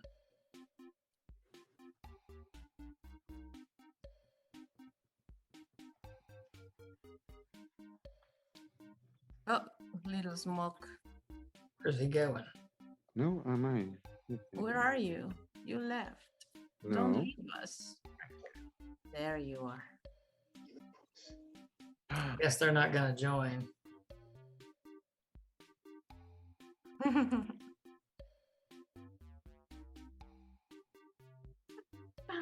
Would you see the 6th episode? It's on. No, don't do it. It is. It is. Wait for Time me. for poppy songs. Oh, more poppy songs. Well, I love the poppy song. And I was listening to it and it was beautiful. And my husband was with me. He knows nothing about Lord of the Rings. And he was like, is that like a known thing? And I was like, well, these lyrics sound familiar. And then not all those who wonder are like, oh yeah, definitely. There are references there, but no, I think it's mainly made up. But it's beautiful. It was the best part of the Is show. that the poppy song? Yes, it is. Whoa. The poppy song. Yeah. The it's- poppy song. Okay. So let's what? go. Let's see.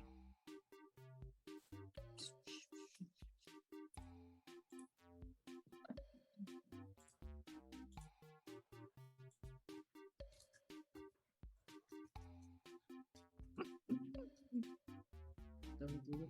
I know it's another Jonathan. It's not you. My student. Okay, I can't. Have a great.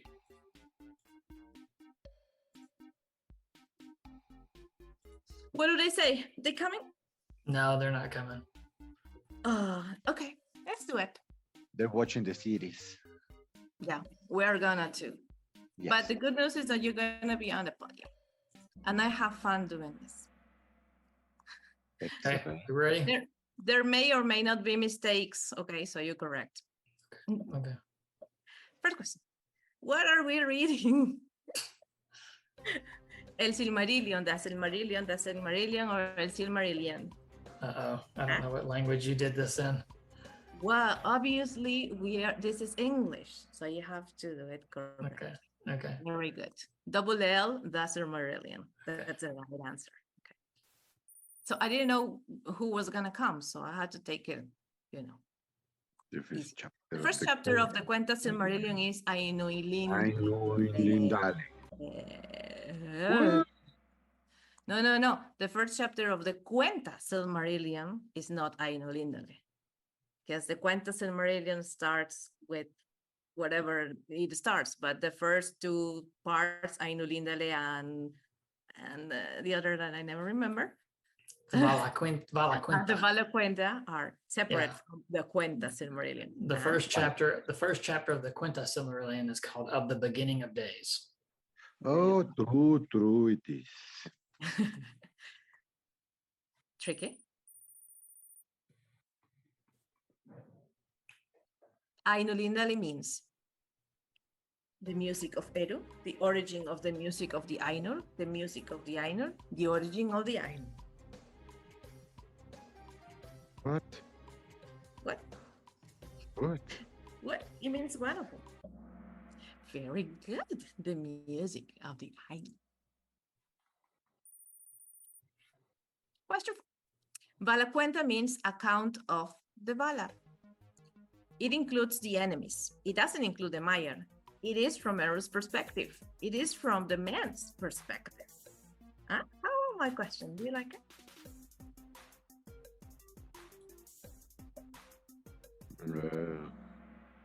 Oh, it is. It includes the enemies, and it's from the elves' I perspective. don't even think I understand the question. Yeah, it's kind of tricky. Yeah. I'm just saying, Valacuenta means account of the Valar. So, based on this information I'm giving you, does Valacuenta include the enemies? From Eru's perspective, And so, sorry. I think I didn't understand. Well, you have to go up, you know, you have to be above PTS. That's not answering anything. True or false? Valacuenta tells the origin of dwarves. Okay, you can get this one wrong. Yes, I can. So that one where it says 1 every time, is it just automatically giving PTS the wrong answer? No, it's just PTS is Mirimbo and he's not playing. Okay. So he'll remain in 0. Question 6. Quenta Silmarillion means the history of the Silmarils, the elves and the Silmarils, the Quendi and the Silmarils. It doesn't mean anything. That's the right answer. Cuenta.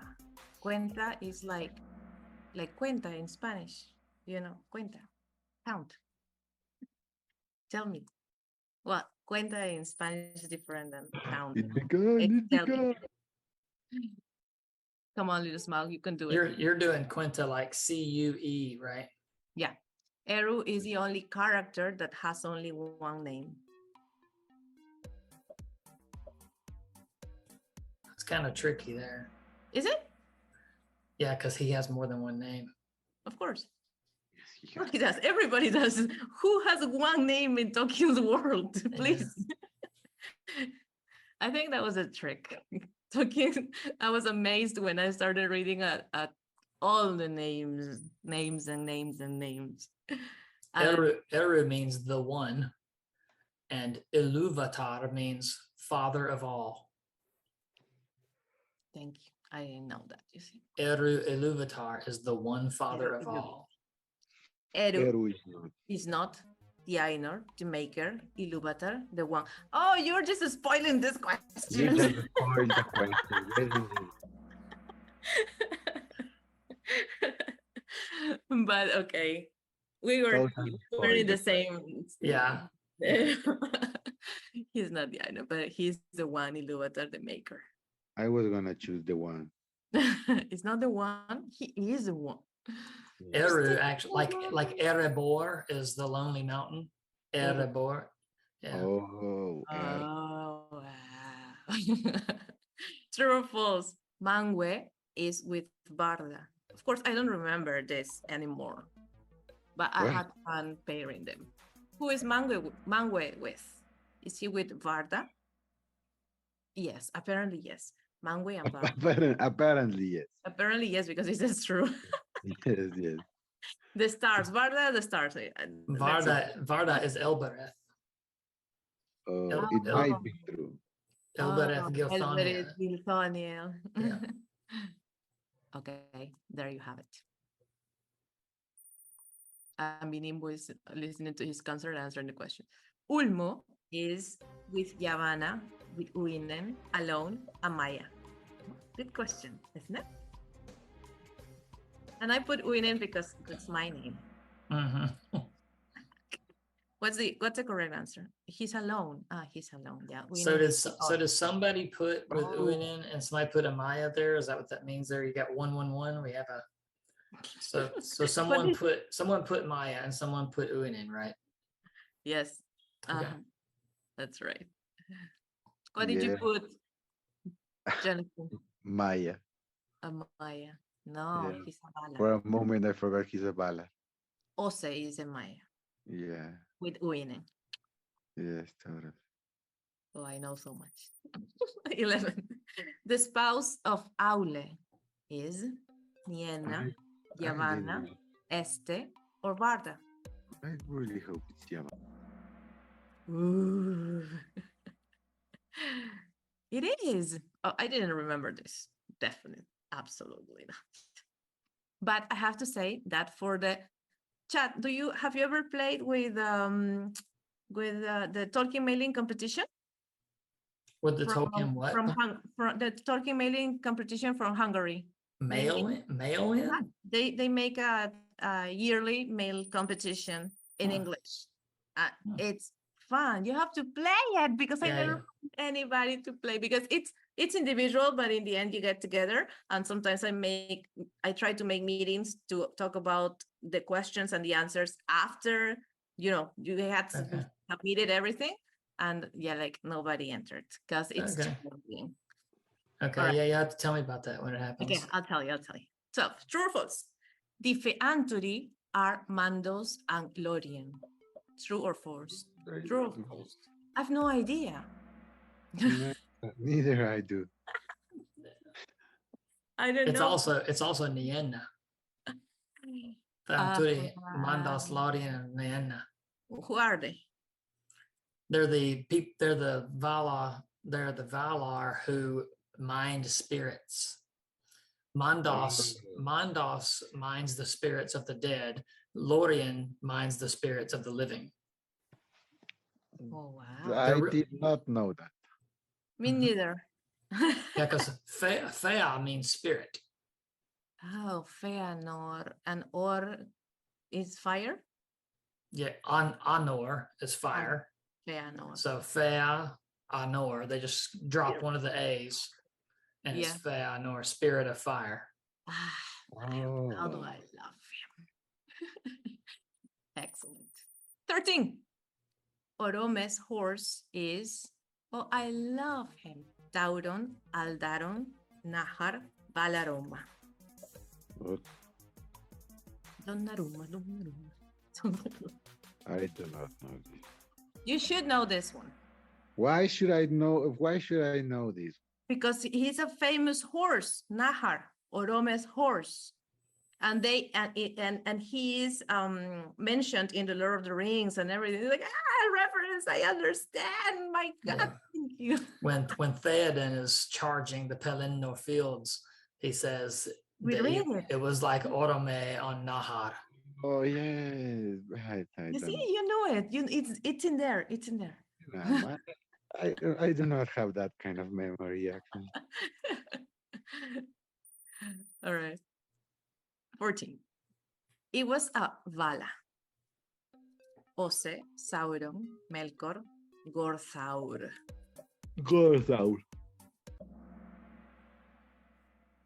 Gorthaur is Sauron. And I know that because it's in the first part of the Rings of Power, the chapter we read just now.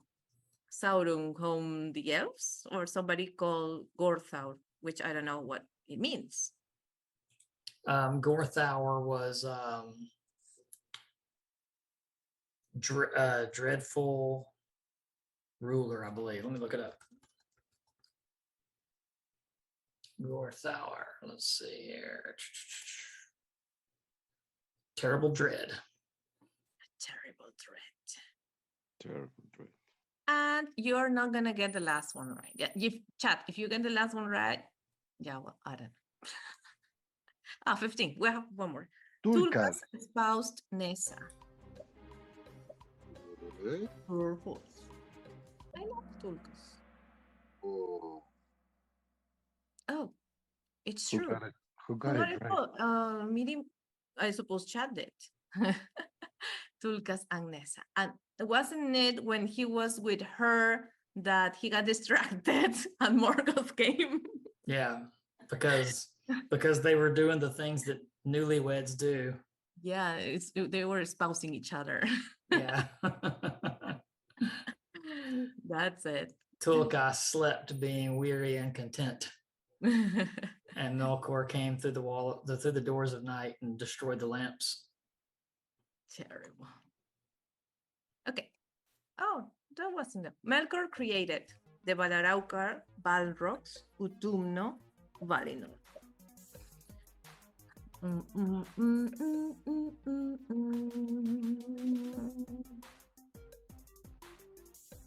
Okay. I think I remember what I did. The Valaraukar are the Balrogs, right? Mhm. Oh, wow. I have learned through this journey. And Utumno is where he lived or something, his fortress. Right. It's or the first fortress. It's the fortress he had before the very first war ever. And the Valar came over and tried to destroy it and stop him before, because the elves were just woken up. And so they sent a bunch of Maiar to surround Cuiviénen to protect the elves. And the Valar went over there and destroyed Utumno. And that is in Middle Earth. Yeah, it was Middle Earth before Middle Earth was always all screwed up. When it was Good night. game. Hi, Yeah. it's Francisco. It's Mirimbo. He came to come to claim his prize. Third place, little small. Little smoke. Hi. Mirimbokuile, congratulations, you're second. But we have a winner. And it's congrats, your prize. And he's not a concert. Your prize is a virtual hug. Okay, thank Okay. you very much. 2 virtual hugs because you won twice. Okay. Okay. Congratulations! Congratulations. I think Francisco is drunk now. Francisco is the president of the Peruvian Tolkien Society. Apparently. Difficult questions, Tulkas. The first chapter of the Quenta Silmarillion is Ainul Indale. And Ulmo is Avar. Okay, that was the first Kahoot I made for the first 2 chapters or 4 chapters, I think. So from that until today, and I was telling Erica, who was early, that we start next week with. Well, I got this little collection with the stories that are not from Middle Earth. So I think I'm switching to Sundays because Thursday evening it's too late and everybody has problems. So I'm gonna try Sunday. I hope you can come. I'll keep you posted. Thank you very much. All right, y'all have a good one. Thank you.